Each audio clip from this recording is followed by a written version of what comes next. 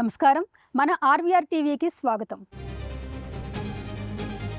ఒకప్పుడు కేవలం చార్మినార్ బిర్యానీకి కేర్ ఆఫ్ అడ్రస్గా ఉన్న మన హైదరాబాద్ ఈరోజు ప్రపంచ ఐటీ పటంలో గ్లోబల్ జైంట్స్కు మోస్ట్ ఫేవరెట్ ఇన్వెస్ట్మెంట్ డెస్టినేషన్గా ఎలా మారింది?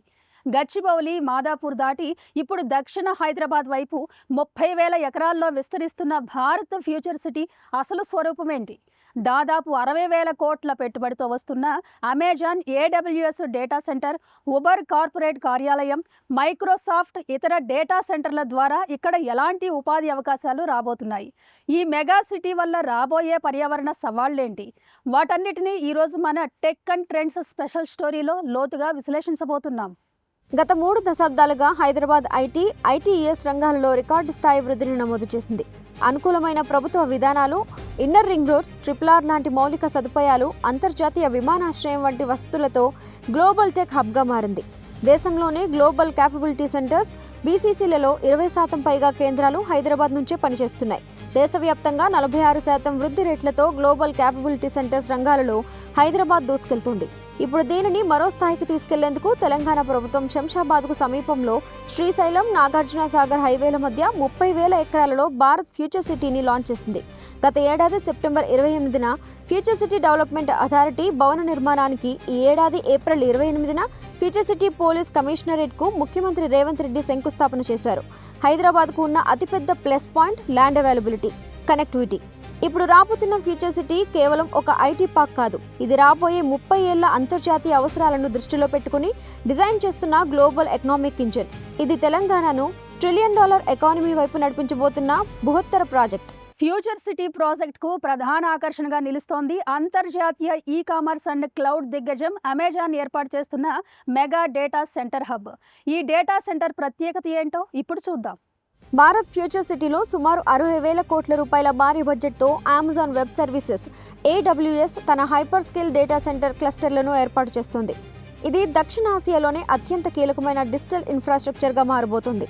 ఆర్టిఫిషియల్ ఇంటెలిజెన్స్ AI సిటీతో పాటు ఈ డేటా సెంటర్ అనుసంధానం కావడం వల్ల ప్రపంచవ్యాప్తంగా ఉన్న టెక్ కంపెనీల డేటా మేనేజ్మెంట్ అంతా ఇక్కడి నుంచే నియంత్రించగలుగుతారు. యంగ్ ఇండియా స్కిల్స్ యూనివర్సిటీ కూడా ఇక్కడే 454 ఎకరాల్లో రాబోతుంది. ఇక 202 ఎకరాలలో అమెజాన్ AWS డేటా సెంటర్ నిర్మాణం పనులకు ముఖ్యమంత్రి రేవంత్ రెడ్డి జూలై 15న శంకుస్థాపన చేశారు. ఈ సెంటర్ రాకతో హైదరాబాద్ అంతర్జాతీయ క్లౌడ్ కంప్యూటింగ్ మ్యాప్లో టాప్ 5 స్థానాల్లో నిలిచే అవకాశం లభిస్తోంది. భవిష్యత్తులో గూగుల్, మైక్రోసాఫ్ట్ వంటి మరికొన్ని సంస్థలు తమ డేటా సెంటర్లను ఇక్కడ విస్తరించడానికి ఇదొక గేట్వే లాంటిది. ప్రభుత్వం future city development authority FCDA ద్వారా వీటికి సింగిల్ విండో క్లియరెన్స్లు ఇస్తోంది.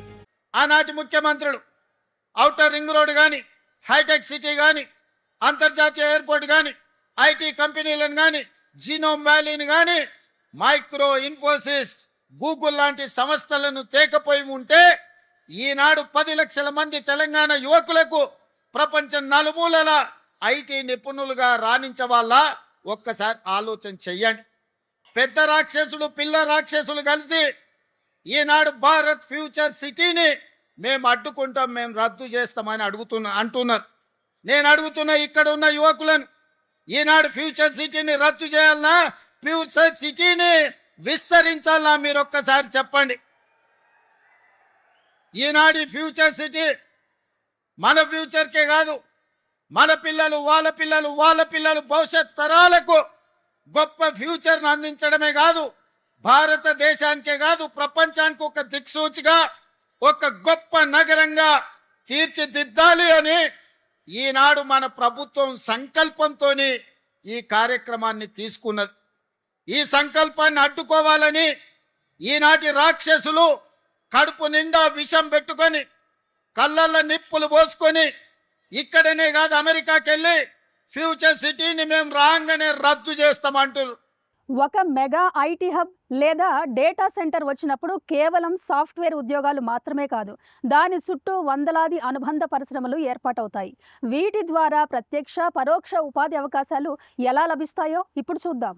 అమెజాన్ డేటా సెంటర్ ఫ్యూచర్ సిటీల రాకతో ఐటీ హార్డ్వేర్ తయారీ, fibre optic networking, hitech security systems, power substation grid and advanced liquid cooling plants వంటి అనుబంధ పరిశ్రమలు ఆ చుట్టూ వేగంగా విస్తరిస్తాయి.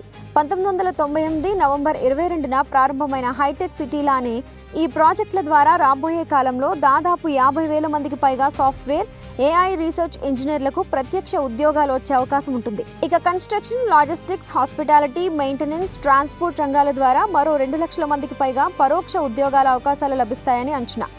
ఇక స్టార్ హోటల్స్ నుంచి రోడ్డు వెంబడి కాకా హోటల్స్ ద్వారా మరికొన్ని వేల కుటుంబాలకు ఉపాధి దొరుకుతుంది. డేటా సెంటర్లకు అవసరమైన నిరంతర విద్యుత్, కూలింగ్ సిస్టమ్స్ కోసం స్థానికంగా వందలాది చిన్న, మధ్య తరహా పరిశ్రమలు వెలుస్తాయి. కేవలం కోడర్లకే కాదు, ఎలక్ట్రికల్, మెకానికల్, సివిల్ ఇంజనీరింగ్ విభాగాల్లోనూ ఉద్యోగాలు లభిస్తాయి. స్థానిక యువతకు కూడా భారీగా ఉపాధి దొరుకుతుంది. న్యూయార్క్ అద్భుతంగా ఉంటుంది. అవును, బాగానే ఉంటుంది న్యూయార్క్. ఆ తర్వాత చెప్తారు జపాన్లో టోక్యో చూడాలి, ఆహా అంటారు. అవును, అద్భుతంగా ఉంటుంది. కొంతమంది మిత్రులు సింగపూర్ పోయొచ్చి అసలు సింగపూర్ ఉంటుంది చూడాలన్నా అని చెప్తారు. అది బాగానే ఉంది. మీరు అందరు చాలా మంది దుబాయ్ చూసిటారు, అబ్బా దుబాయ్ ఉంటుంది కదా అని మీరు చెప్తారు.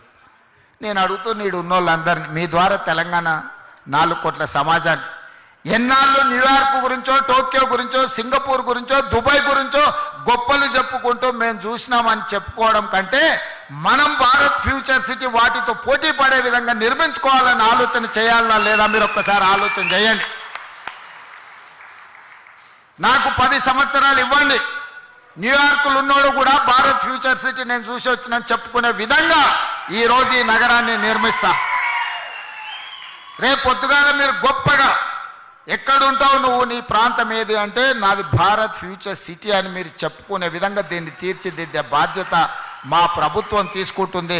భారీ స్థాయిలో అభివృద్ధి కావాలంటే కొన్ని సమస్యలు కూడా సహజంగానే ఎదురవుతాయి. 30,000 ఎకరాల మెగా సిటీ వల్ల పర్యావరణానికి ఎలాంటి ముప్పు పొంచి ఉంది? ఫ్యూచర్ సిటీ ప్రాజెక్ట్ అమలులో ప్రభుత్వం ఎదుర్కొంటున్న అతిపెద్ద సవాళ్లేంటో ఇప్పుడు తెలుసుకుందాం. ఫ్యూచర్ సిటీ పరిధిలోని 30,000 ఎకరాలలో సగం భాగం రిజర్వ్ ఫారెస్ట్ ఏరియాగా రికార్డులు చెబుతున్నాయి. భారీ నిర్మాణాల వల్ల ఈ అటవీ ప్రాంతం దెబ్బతినే ప్రమాదం ఉంది. అన్నిటికంటే ముఖ్యంగా డేటా సెంటర్ల సర్వర్లను చల్లబరచడానికి ప్రతినిత్యం లక్షలాది లీటర్ల నీరు అవసరమవుతుంది. ఇది భూగర్భ జలాలపై తీవ్ర ప్రభావం చూపుతుంది. అంతేకాకుండా ఈ సర్వర్లు వాడే భారీ విద్యుత్ వల్ల కార్బన్ ఉద్గారాలు, ఉష్ణోగ్రతలు పెరిగిపోయే ప్రమాదం ఉంటుంది. ఇక ప్రాజెక్ట్ అమలు విషయానికి వస్తే 56 రెవెన్యూ గ్రామాలలో భూ సమీకరణ, రైతులకు నష్టపరిహారం చెల్లింపు, Singapore consultants master plan finalise చేయడంలో జరుగుతున్న ఆలస్యం ప్రస్తుతం ప్రధాన అడ్డంకులుగా మారాయని చెప్పొచ్చు. వీటన్నిటికీ తోడు తాము మళ్లీ అధికారంలోకి వస్తే ఫార్మాసిటీ భూములను వెనక్కి తీసుకుంటామని, ఫ్యూచర్ సిటీ ప్రాజెక్టుల కోసం ఫార్మాసిటీ భూములను ఎలా వినియోగిస్తారని బీఆర్ఎస్ ముఖ్య నేత హరీష్ రావు ప్రభుత్వాన్ని నిలదీస్తున్నారు. ఇక పర్యావరణ సమస్యలు కూడా ముందు తలెత్తే ప్రమాదం లేకపోలేదని నిపుణులు అంటున్నారు. డేటా సెంటర్లు నేరుగా పొగను విడుదల చేయకపోవచ్చు, కానీ అవి సైలెంట్ ఎన్విరాన్మెంటల్ స్ట్రెయినర్స్ అని, భారీ స్థాయిలో ఈ వేస్ట్ జనరేట్ అవుతుందని పర్యావరణవేత్తలు ఆరోపిస్తున్నారు. ప్రభుత్వం చెప్తున్నట్లుగా ఇది 100% నెట్ జీరో స్మార్ట్ సిటీగా మారాలంటే గ్రీన్ ఎనర్జీ, వాటర్ రీసైక్లింగ్ ప్లాంట్లను మొదటి రోజు నుంచే పనిచేసేలా పక్కాగా ప్లాన్ చేస్తే సాధ్యమవుతుందని వారు స్పష్టం చేస్తున్నారు. ఫార్మా సిటీ వచ్చినప్పుడు బేసిక్ నీడ్స్ ఉండాలి అనే పేరు మీద ఇవన్నీ తెచ్చే ప్రయత్నం చేస్తున్నారు. కానీ అది 75 నుండి ఇది 25 ఉండాలి. కానీ వీళ్ళు 25 ఫార్మా పెట్టి 75 దీన్ని తీసుకొస్తామని ఒక రియల్ ఎస్టేట్ వ్యాపారం చేద్దామని ఆలోచన చేస్తా ఉన్నారు. రేపు బీఆర్ఎస్ వచ్చిన తర్వాత వీళ్ళ ఫ్యూచర్ సిటీ, గీచర్ సిటీ అన్ని రద్దు చేస్తాం. అక్కడ యాజ్ ఇట్ ఈస్ ఫార్మా సిటీని రిస్టోర్ చేస్తాం.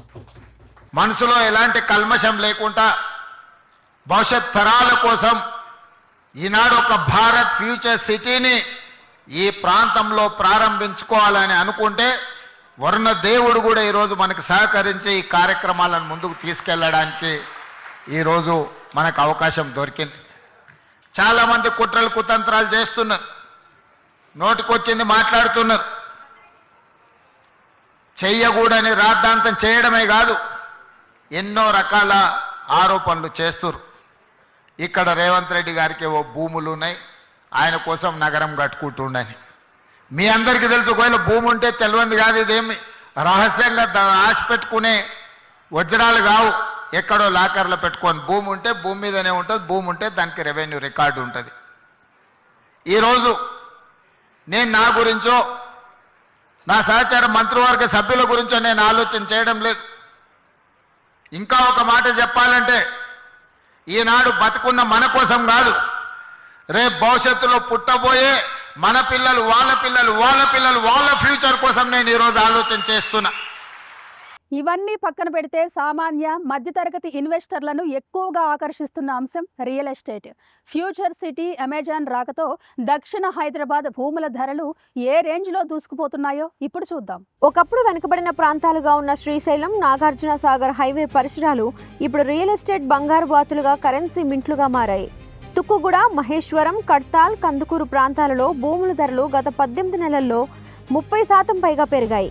ప్రస్తుతం హెచ్డిఎంఏ రెరా అప్రూవ్డ్ ప్లాట్లను గజానికి 15,000 నుండి 35,000 రూపాయల వరకు పలుకుతున్నాయి.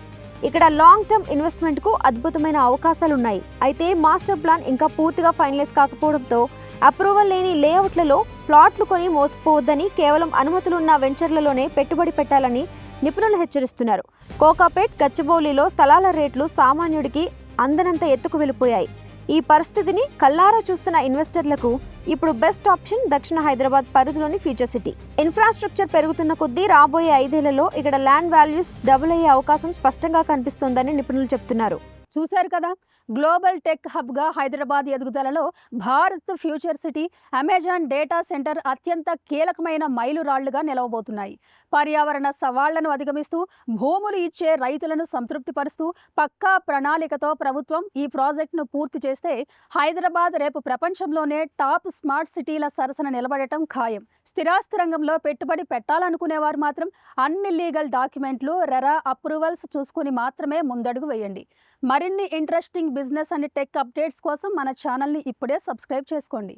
Thank you for watching. Signing off.